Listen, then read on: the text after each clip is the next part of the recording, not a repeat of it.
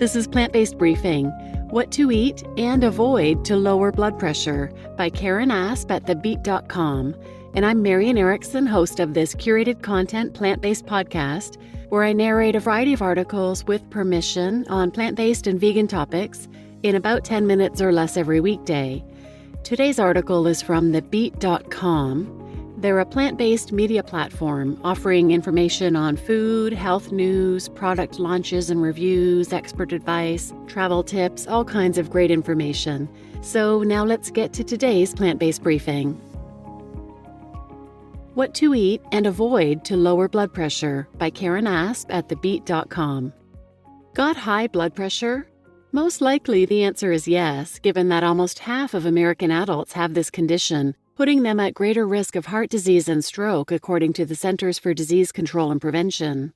Yet that blood pressure is largely under your control. High blood pressure is mostly driven by diet, says Jamie Delaney, MD, plant-based cardiologist in Port Charlotte, Florida. Sodium-rich foods, after all, are everywhere, and it's hard not to find a packaged or processed food, even vegan ones, without sodium. While the American Heart Association recommends no more than 2,300 milligrams a day, although an ideal intake is 1,500 milligrams per day, Americans nosh over 3,400 milligrams per day on average. So what foods might be good or not so good for your blood pressure? Here are 5 to eat and 5 to avoid. 5 best foods that lower blood pressure. Number 1, leafy greens. Dark leafy greens like kale, spinach, bok choy, arugula, and Swiss chard contain compounds called nitrates that your body converts into nitric oxide. That nitric oxide can help relax your arteries, increasing blood flow and lowering blood pressure, Delaney says. Her recommendation? Eat at least 3 servings a day. Number 2, hibiscus tea. If you're looking to elevate your beverage game, choose hibiscus tea, which Delaney says can lower blood pressure.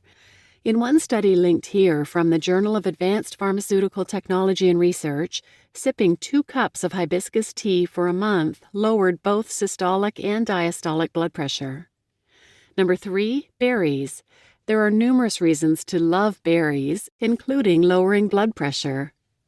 Those who ate the highest amount of flavonoid-rich foods like berries lowered their blood pressure risk by 8%, per this study linked here from the American Journal of Clinical Nutrition.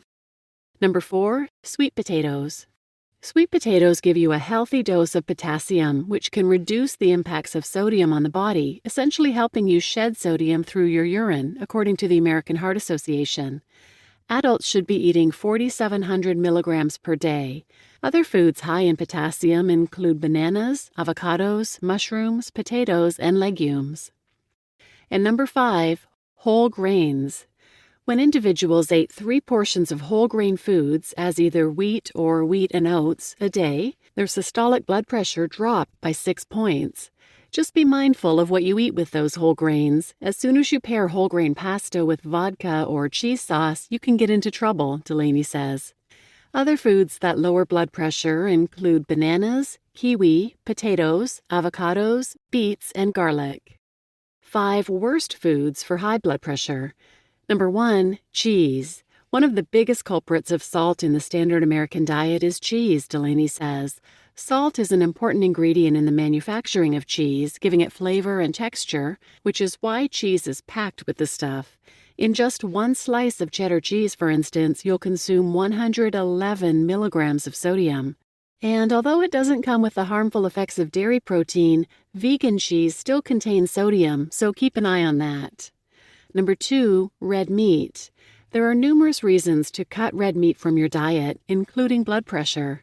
Not only does red meat contribute to arterial plaque because of its saturated fat, it's rarely served as is, which means you're not just getting the deleterious effects from the meat itself, but also the spices and sauces it's been cooked in, most of which are salt-heavy, Delaney says. Number 3, chicken. People often mistakenly think chicken is a healthy food, but that's far from the truth. Not only is chicken loaded with heart-clogging saturated fat, but it's riddled with salt. Most of the chicken you buy at the grocery store has been soaked in brine for antibacterial purposes, Delaney says. A 4-ounce chicken breast, for example, can contain a whopping 510 milligrams. Worse, if you're buying fast food or rotisserie chicken, they're heavily salted on the outside, so you're getting a double dose of sodium. Number 4, deli meats. If you're eating sandwiches with deli meats, you might as well just dump the salt shaker on top. A 2-ounce serving of sliced meat like ham or turkey contains anywhere from 500 to 700 milligrams of sodium. These meats are also now labeled as carcinogenic by the World Health Organization. Fortunately, there are numerous vegan deli meats on the market which don't come with the carcinogenic warnings, but they still contain sodium, so use them sparingly. And number 5, packaged foods. Sodium is a favorite ingredient of packaged food manufacturers, but don't think you're off the hook if you're choosing vegan ones. Some vegan versions are every bit as salty as other food, Delaney says. While whole foods are always healthier than processed ones, if you are eating vegan packaged processed foods like granola bars, frozen meals, and chips, at least opt for those where the sodium is less than the calories in each serving. Bottom line, removing salt from your diet is crucial for improving your blood pressure. Worried, though, about home-cooked dishes falling flat sans the salt? Delaney has 2 fixes. Add herbs and kick up the spices. By adding herbs like basil, oregano, cilantro, and garlic, you'll distract your taste buds enough that you won't miss the salt, she says. And if you love spicy foods, the same rule applies. So start seasoning those dishes with hot peppers like jalapenos and adobo chili peppers.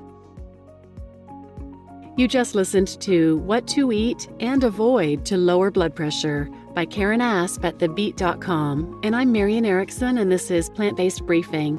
And hypertension and high blood pressure is unfortunately very, very common for people eating the standard American diet.